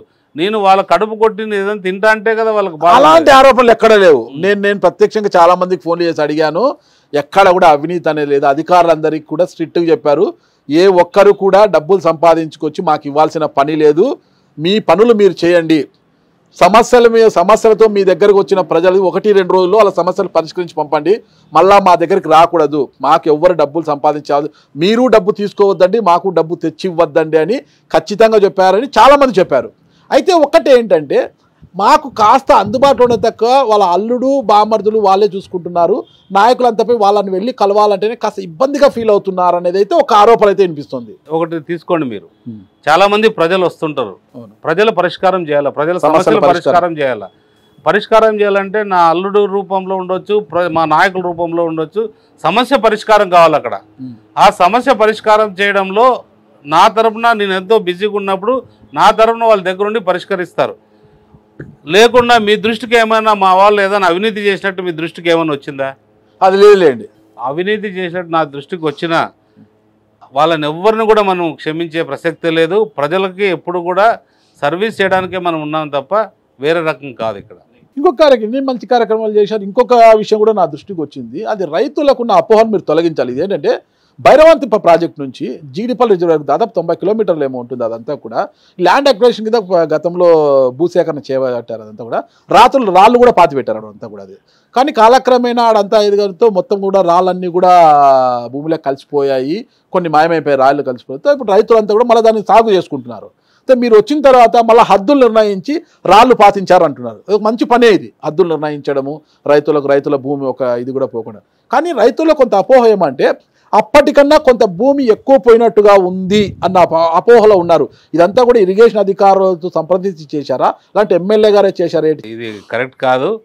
ఏదైతే మనకు హద్దులు ఏర్పరుస్తారో ఆ హద్దుల ప్రకారమే రైతులది తీసుకుంటాం. ఒక్క ఇంచు కూడా రైతులు నష్టపోకూడదు ఎక్కడ కూడా. ముఖ్యంగా నా ప్రాంతంలో రైతులందరూ కూడా వాళ్ళ భూమి వాళ్ళు ఎంతైతే వాళ్ళు ల్యాండ్ ఎక్వేషన్కి ఇచ్చారో అది మాత్రమే పోతుంది తప్ప ఏ ఒక్క సెంటు కూడా ఎక్స్ట్రా పోయేదానికి అవకాశం లేదు. అలాంటి పని జరిగేదానికి అవకాశం లేదు.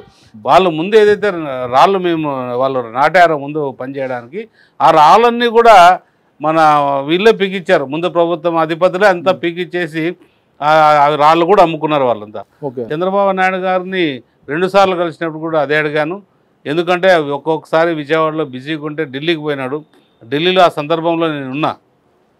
అక్కడ పోయినప్పుడు కూడా ఫ్రీగా ఉంటే అడిగినాను, సార్ నాకేం వద్దు సార్, భైరవాన్ తిప్పకి 110 కోట్లు డబ్బులు వేయండి ఫస్ట్. రైతులందరికీ ల్యాండ్ ఎక్వేషన్ ఏదో చాలామంది 2018 నుంచి ఇప్పుడు దాకా కూడా ఇబ్బందులు పడుతున్నారు.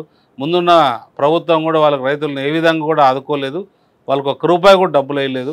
మీరు ఆ పని చేయాలంటే ఖచ్చితంగా నేను ఆ పని చేస్తాను, ఖచ్చితంగా డబ్బులు వేయిస్తాను, కొంత సమయం తీసుకుంటుంది, వేపిస్తానని చెప్పి మా నాయకుడు కూడా చెప్పాడు. అనంతపురంలో టవర్ క్లాక్ నుంచి వేసిన ఫ్లైఓవర్ని చూస్తేనే సరే ప్రభాకర్ చౌదరి గారు కావచ్చు, ఆయన నేను తెచ్చా అంటాడు. అంటే అనంత వెంకటరామరెడ్డి గారు హయాంలో జరిగింది. అనంత వెంకటరామరెడ్డి గారు, అమ్మినేని సురేంద్రబాబు గారే గుర్తుకొస్తారు అందరికీ కూడా. చాలా తక్కువ సమయంలో అనంతపురం పట్టణ ప్రజలకు ఒక చక్కటి ఫ్లైఓవర్ నిర్మించారు. చాలా క్వాలిటీ కూడా బాగా మెయింటైన్ చేశారు. అది చూసిన ప్రతిసారి అమ్మినేని సురేంద్రబాబు గారు ఖచ్చితంగా గుర్తొస్తారు అందరికీ కూడా. కానీ అలా గుర్తొచ్చేలా కళ్యాణదుర్గంలో కూడా ప్రజలకు మీరు గుర్తొచ్చేలా ఏ కార్యక్రమం చేపట్టబోతున్నారు? మనం ఏదైతే మన ప్రాంతానికి కళ్యాణదుర్గం ప్రాంతానికి అవసరమో మనం ఫస్ట్ అక్కడ ఉన్న రోడ్లను బాగు చేసుకోవాలి. మనకు అంత నిధులు అంటే కేంద్ర నిధులకు సంబంధించి అనంతపురం పట్టణంలో నేను అప్పుడు కాంట్రాక్టర్గా ఉన్నాను కాబట్టి దాన్ని మనం మన ప్రాంతం మన ఊరు కాబట్టి దీన్ని అద్భుతంగా ఉన్న టైంలో దాన్ని కంప్లీట్ చేసి ప్రజలకు ఇబ్బంది పెట్టకూడదని అది కంప్లీట్ చేయడం జరిగింది. అలాగే మన కళ్యాణదుర్గానికి కూడా కేంద్ర నిధులు తీసుకొచ్చి మనం ఏదైతే మనకు రింగ్ రోడ్ అనుకుంటున్నామో ఆ రింగ్ రోడ్డుకి సంబంధించి కావచ్చు, లేదా ఇతరత్ర కేంద్ర సంస్థలు ఏదైనా ఉంటే తీసుకొచ్చి మన రాష్ట్ర ప్రభుత్వం నుంచి కూడా కొన్ని కాలేజెస్ స్కూల్స్ అన్నీ కూడా తీసుకొచ్చి అభివృద్ధి చేసి ప్రజలకు ఏ రకంగా మన కళ్యాణదుర్గం అంటే అగ్రికల్చర్ రూపంలో రైతుకు ఏం కావాలి, రైతుకి మన సేద్యం మీద 190% మంది అక్కడ సేద్యం మీద ఆధారపడ్డారు. వాళ్ళందరికీ కూడా ఏదో రకంగా ఉపయోగపడేటట్టు అంటే డ్రిప్ ఇరిగేషన్ కావచ్చు, తుంపర సేద్యం కావచ్చు, లేకపోతే ట్రాక్టర్ సంబంధించిన వాళ్ళకి రైతులు దున్నుకోవడానికి ఇత్తుకోవడానికి ఇవన్నీ కూడా పరికరాలు కావచ్చు, ఇవన్నీ సమకూరిస్తే అంతకన్నా రైతులు ఆనందపడే రోజులు ఉండవని నేను అనుకుంటున్నాను. మొత్తం మీద తీసుకుంటే కళ్యాణదుర్గం నియోజకవర్గంలో ఇంకా ఎలాంటి అభివృద్ధి కార్యక్రమాలకు శ్రీకారం చుట్టబోతున్నారు మీరు? చాలా రాబోతున్నాయి రోజువారీగా. ఎందుకంటే ఇప్పుడే ప్రభుత్వం వచ్చింది. చాలా అందరూ కూడా 164 మంది ఎమ్మెల్యేలు కూడా అక్కడ పోయి వాడడం జరిగింది. మేము అభివృద్ధి కావాలి, మీ కొంత సమయం పడుతుంది కేటాయించేకి అందరికి కూడా నాయకులకు కూడా. వాళ్ళు కొంత సమయం తీసుకొని మన ప్రాంతానికి కూడా అందరూ కూడా వచ్చే ఏర్పాటు కూడా చేసుకుంటా నాయకులు అందరూ మంత్రులను కూడా సంప్రదిస్తున్నాం, ముఖ్యమంత్రి గారిని సంప్రదిస్తున్నాం, పవన్ కళ్యాణ్ గారి దగ్గర కూడా వెళ్ళి ఎందుకంటే ముఖ్యంగా మాకు పవన్ కళ్యాణ్ గారితోనే ఎక్కువ పని ఉంటుంది. ఆయన అడుగుజాడల్లో కూడా మేము కూడా నడవాలి. పవన్ కళ్యాణ్ గారి నిధులు ఎంత బాగా ఇస్తే మా ప్రాంతం అంత అభివృద్ధి అవుతుంది. రోడ్లు లేవు అంటే ప్రతి గ్రామంలోకి సంబంధించి ఏ ఒక్క రోడ్డు కూడా సరిగ్గా లేవు. అంటే ప్రజలు తీవ్రంగా ఇబ్బంది పడుతూ ఉండేది తాగునీటి సమస్య, రోడ్లు ప్లస్ సాగునీటి 3 కూడా తీవ్రంగా ఇబ్బందులు ఉన్నాయి. అవి ఖచ్చితంగా అవన్నీ అయితే నెరవేరుస్తా, ప్రజలకు అందరూ కూడా సకాలంలో 5 సంవత్సరాలలో ఖచ్చితంగా నెరవేరుస్తా. అవన్నీ కూడా నెరవేర్చి నన్ను గెలిపించుకున్నందుకు వాళ్ళ రుణం తీర్చుకుంటా. మీరేమో రుణం తీర్చుకుంటామంటున్నారు. రేపటి రోజు చూసి మీ నియోజకవర్గంలో వైఎస్ఆర్ కాంగ్రెస్ పార్టీ ఇన్ఛార్జ్ తలారి రంగయ్య గారి ఆధ్వర్యంలో ఈ నెయ్యి కల్తీ అంశానికి సంబంధించి లేనిపోని మీరు ప్రచారాలు చేస్తున్నారు. మీ తిప్పు కొట్టే కార్యక్రమాన్ని కూడా వాళ్ళు రేపు ర్యాలీ చేపట్టారు. దాని గురించి ఏమంటారు? ప్రజలు చీకొడుతున్నారు తలారి రంగయ్యని. ఆ విధంగా ఈ సందర్భంలో తిరుమల లడ్డు పైన అతను ర్యాలీ చేస్తున్నా అంటే ప్రజలు చీకొడుతున్నారు. అవినీతి చేసిందే వాళ్ళు, ఆ లడ్డులో కలిపిందే వాళ్ళు, వాళ్ళ నాయకులు. దానిపైన ఈయన చేయడం ఏంటి? ఇంకా మా ప్రభుత్వం వచ్చి 3 నెలలు అయింది. 3 నెలల్లో ఇన్ని అవినీతులు అన్నీ బయటకు తీస్తున్నాం. బయటకు తీసి ప్రజలందరూ కూడా తెలియజేస్తున్నాం. అలాంటి దానికి నువ్వు కప్పిపుచ్చుకోవడానికి పోయి ఆడబోయి నువ్వు అది చేస్తా ఇది చేస్తా అంటే ప్రజలు ఎవరు క్షమించరు. నువ్వు ఇలాంటివన్నీ కూడా మానుకోవాలా. ఇలాంటి కార్యక్రమాలు కూడా చేయాల్సిన సందర్భాలు కాదు నీకు. నువ్వు ఏదైనా ఉంటే ఇంకా అభివృద్ధి మీద మాట్లాడుకుందాం, ఒకరికొకరు పోటీ పడదాం. నేనేం చేయాలా, నువ్వేం చేస్తున్నావు అని నన్ను అడుగు, దానికి సమాధానం చెప్పుకుందాం ఒకరికొకరు. అంతే తప్ప లేనివన్నీ నిజంగా అవినీతి జరిగిన దాని మీద నువ్వు నానా రచ్చ చేయడం కూడా ప్రజలతో నువ్వు కొట్టుకునే రోజులు కూడా వచ్చాయని నేను తెలియజేస్తాను. ఇప్పుడు అధికారంలోకి వచ్చారు, మరి ఉన్న హనుమంతరాయ చౌదరి కావచ్చు, ఆయన కుమారుడు మారుతి కావచ్చు, ఇప్పటికీ మీ తంటి ముట్టినట్లుగానే ఉన్నారు. ఏంటి ఎప్పుడు కలుపుకొని పోతారు వాళ్ళని?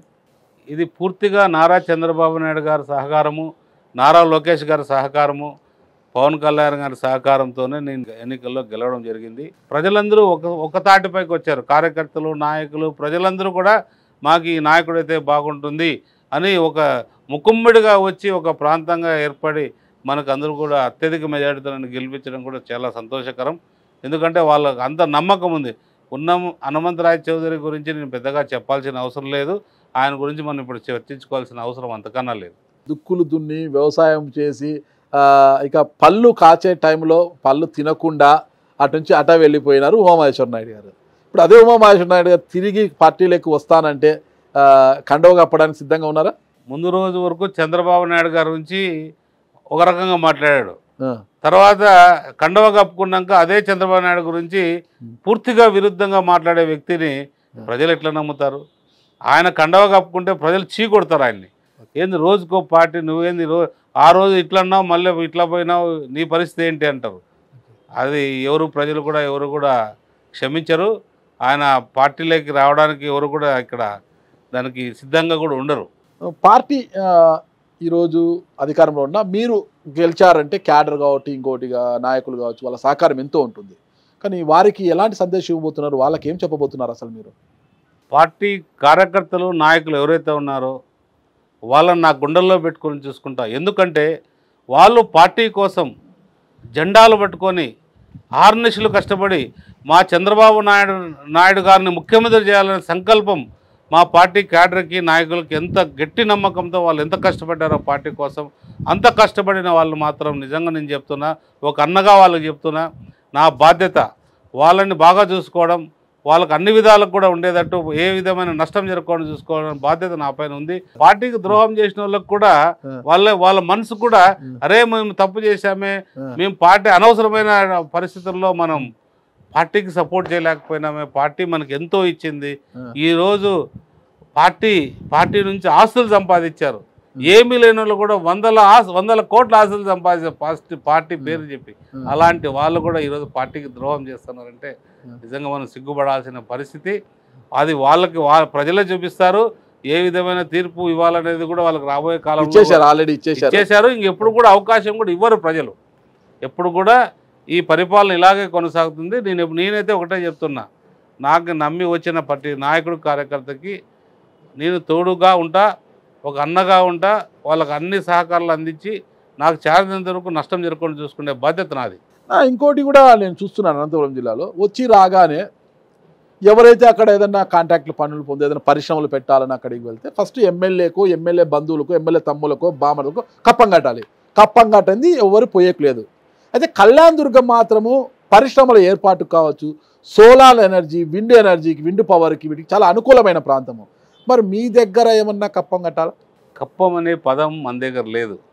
ఒక తెలుసో తెలియకో ఒక ఆయన ఈ సోలార్ ప్లాంట్ సంబంధించి నేను గుడ్ విల్ ఇన్ని కోట్లు ఇస్తారని చెప్పి వచ్చాడు. అయ్యా నాయన, నీ గుడ్ విల్ నాకేం అవసరం లేదు, నువ్వు పని చేసుకో, నేను చెప్పిన వాళ్ళకి పని అంతే, ఉపాధి. గుడ్ విల్ అనే పదం ఇక్కడ తేవద్దు దయచేసి. నాకు ఇలాంటి దానిపైన ఆశ కానీ కోరిక కానీ లేదు. మా ప్రాంతం బాగుపడాలి, 10 మందికి ఉద్యోగాలు రావాలి, యూత్ అందరికి ఉద్యోగాలు రావాలి, ఎప్పుడైతే అభివృద్ధి అవుతుందో అన్ని రకాలకు కూడా ఉంటా. నేను వాళ్ళకి ఒకటే చెప్పాను, మీరు ఒకటే ఎవరైనా మీకు అట్లాంటి పరిస్థితి ఎవరి నుంచైనా ఎదురైతా అంటే సింగిల్ విండోలో నా దగ్గర అన్ని అనుమతులు ఇప్పించే బాధ్యత నేను తీసుకుంటా. మా ముఖ్యమంత్రి గారి, నారా లోకేష్ గారి సహకారంతో అన్నీ కూడా నేను బాధ్యతలు తీసుకొని ఎప్పటికప్పుడు పూర్తి చేసే ఏర్పాటు చేసుకుంటా. మీరు ఉపాధి ఇవ్వండి మా ప్రాంతానికి. కళ్యాణ్ దుర్గం నియోజకవర్గానికి పరిశ్రమలు పెట్టే ఒక వ్యాపారవేత్తలు ఎవరైనా కూడా ధైర్యంగా రావచ్చు అంటారా? ఖచ్చితంగా 100కి 100%, 100కి 100% వాళ్ళు ధైర్యంగా రావచ్చు. వాళ్ళకి నేను భరోసా ఇస్తున్నా, అన్ని రకాల సహకారం ఉంటుంది. ఒకటే వాళ్ళ భూసేకరణ నుంచి ఎటువంటి ఇబ్బందులు లేకుండా అన్ని సహకారం ఉంటుంది. వాళ్ళు పొరపాటును కూడా కొంతమంది దొంగలు ముందు ఉన్నారు, ఆ దొంగల చేతిలో పడుకోకుండా వాళ్ళు చూసుకోవాల్సిన వాళ్ళ బాధ్యత వాళ్ళదే. ఎందుకంటే ఆ దొంగలు మేము భూసేకరణ చేయిస్తాం, రైతులకి ఏమవుతుందంటే వీళ్ళు ఒక రేటు ఇస్తారు, రైతులతో వాళ్ళు ఒక రేటు మాట్లాడుకుంటారు. అలాంటి లావాదేవీల్లో ఆ దొంగలు ముందు నడుపుతారు. అలాంటి దొంగల్ని మనం జాగ్రత్తగా గమనించి ఆ దొంగల్ని దూరం పెట్టాల్సిన బాధ్యత ఎవరైతే అక్కడి నుంచి వస్తారో ఈ కంపెనీ వాళ్ళు వాళ్ళపైన ఉంటుంది.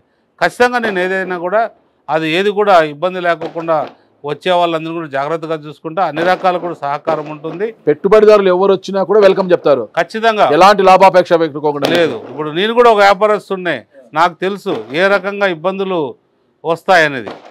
నాగరాజు గారు ఒక విషయం చెప్పదలుచుకున్నాను. నిజంగా చెప్పండి. కళ్యాణదుర్గ ప్రాంతం విండ్ ఎనర్జీకి కావచ్చు, సోలార్ ఎనర్జీకి కావచ్చు, ఒక పుట్టిన లాంటిది. అంటే చాలా అనువైన ప్రాంతం, చాలా అనువైన ప్రాంతం.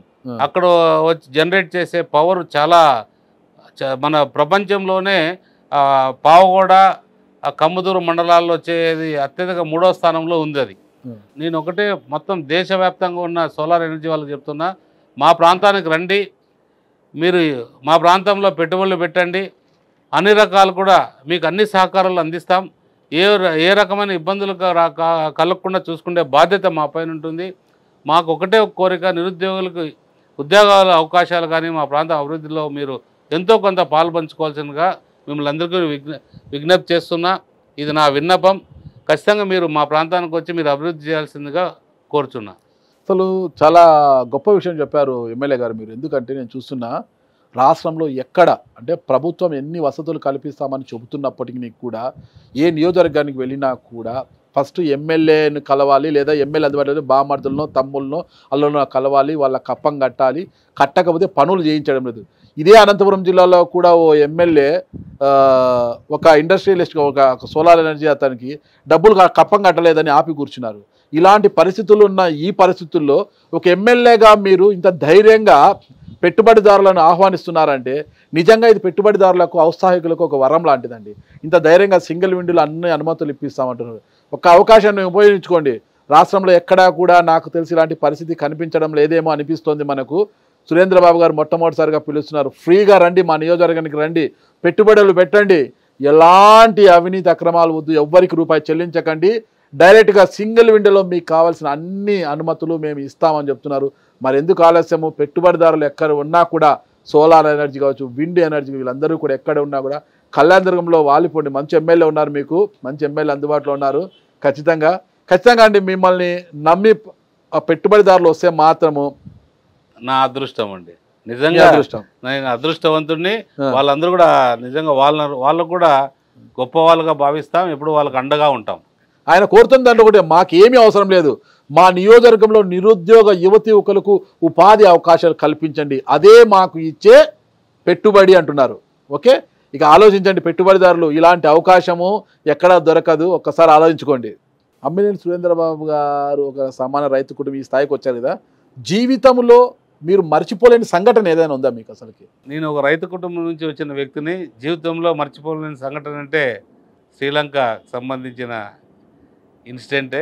ఏం జరిగింది అక్కడ? శ్రీలంకలో మా కుటుంబ సభ్యులు కొంతమందితో శ్రీలంకకి పోవడం జరిగింది. అక్కడ షంగ్రీలా హోటల్లో బ్రేక్ఫాస్ట్కి వెళ్ళిన. ఫస్ట్ నేను వెళ్ళిన తర్వాత నేను బ్రేక్ఫాస్ట్ తీసుకొని అక్కడే ఉన్న హోటల్లోనే ఉన్నా. నాతో పాటు మళ్ళీ ఒక 15 అర్ధ గంట తర్వాత రాజగోపాల్ వచ్చాడు. కూర్చొని తింటా అన్నప్పటికి ఒక పెద్ద శబ్దం, బాంబ్ బ్లాస్ట్ జరిగింది అక్కడ. ఆ బాంబ్ బ్లాస్ట్లో కనీసం అంటే ఒక 75 మందిలో 70 మంది చనిపోయారు. ఆ హోటల్లో ఉన్న అందరూ కూడా. దాంట్లో బతికిన వాళ్ళు 5 మందిలో మేము ముగ్గురం, మిగిలిన వాళ్ళు బెంగళూరులో ఒక 2. మా అదృష్టం, భగవంతుడు పునర్జన్మ ఇచ్చాడనే దాని మీద బతికారు. మీరు ఎక్కడున్నారు అప్పుడు? అక్కడే రెస్టారెంట్లోనే ఉన్నాం. భగవంతుడు అది ఎందుకు మామూలు బతికిచ్చాడో, అది ఏ రకంగా బతికాము అంటే కూడా ఒక మెరాకిల్. అది రెస్టారెంట్లో ఉన్నారు, అయినా కూడా బాంబ్ బ్లాస్ట్ అంతమంది చనిపోతే మీరు బతికారు. వాళ్ళ బాడీలన్నీ బ్లాస్ట్లో కొడితే మా బాడీలు తగులుతానే వచ్చి వాళ్ళ అవయవాలన్నీ శరీర భాగాలు. అట్లాంటి పరిస్థితుల్లో కూడా మేము బతికామంటే అదే పునర్జన్మ. సో ప్రజలకి మనం ఎప్పుడూ మంచి చేయాలనేది ఆ రోజే అనుకున్నాం. ఆ రోజు వచ్చిన పునర్జన్మతో ఈ రోజు ఈ ప్రజలకు మీరు సేవ చేయడానికి కారణము. ఖచ్చితంగా ఆ రోజు అనుకున్నాం, మాకేదో దేవుడు జన్మ రాశాడు. ఒక్కరికి కూడా ఏం కాలేదు, నాకొక్కడికే కాదు, నాతో పాటు ఉన్న ముగ్గురు కావచ్చు, ఇంకొక వ్యక్తి, ఇంకొక పార్ట్నర్ లిఫ్ట్ లో వస్తున్నాడు. ఆయన ఏదో చిన్న డబ్బులు కరెన్సీ మర్చిపోయాను కదా అని రూమ్ లేకపోయి ఆ కరెన్సీ తీసుకొని వచ్చేదానికి పోయి ఆ గ్యాప్లో, ఆ 2 నిమిషాల గ్యాప్లో అతను బతికిపోయాడు. ఓకే, సో అదే మా అందరికి కూడా జన్మనిచ్చిన దేవుడు ఉన్నాడు కాబట్టి ఓకే. మనము ఆ దేవుడికి ఏ రకంగా నడుచుకోవాలనే దాని మీద మేము అట్లే నడుచుకుంటాం. ఈ రోజుకి అది గుర్తు వస్తే సంఘటన ఎలా అనిపిస్తుంది అసలుకి? దాని పెద్దగా అంటే బతికాము, మంచి చేశాం కాబట్టి బతికాము, దాంట్లో మనం పెద్దగా ఓకే, సీరియస్గా ఓకే. తీసుకోవాల్సిన పని అయితే ఏం లేదు. ఇట్లాంటి ఇన్సిడెంట్లు బతికిస్తున్నాడంటే ఇంకా మనం ఏం చేయాలనేది చూస్తున్నాం అంతే. ఖచ్చితంగా అండి. థ్యాంక్ యూ సురేంద్ర బాబు గారు. ఇలాంటి మంచి కార్యక్రమాలు చేయడానికే, ప్రజలకు సేవ చేయడానికే ఆ భగవంతుడు మిమ్మల్ని ఆ రోజు ఆ ప్రమాదం నుంచి తప్పించి ఈరోజు ఒక ఎమ్మెల్యేగా ప్రజల ముందు నిలబెట్టారు. ఇలాంటి జీవితాన్ని ఆ దేవుడు మీకు ఇచ్చాడు కాబట్టి ఖచ్చితంగా ప్రజలకు మీరు మరింత మంచి చేస్తారని ఆశిస్తున్నాను. ఓకే, థ్యాంక్ యూ అండి. నమస్తే. నమస్కారం.